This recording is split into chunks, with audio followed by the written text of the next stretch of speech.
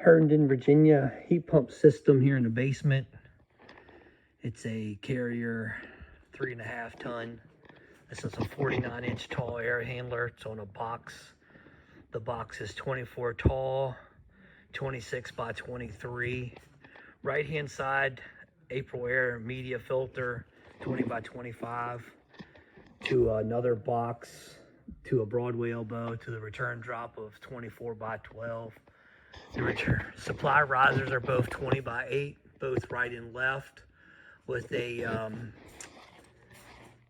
short piece on the top side.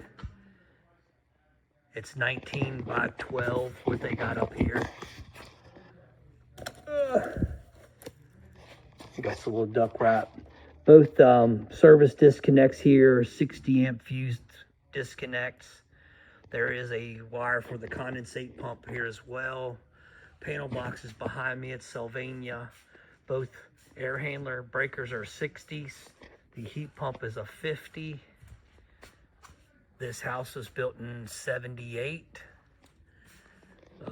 No walkout basement. Got to come down the stairs. Basement's fully unfinished.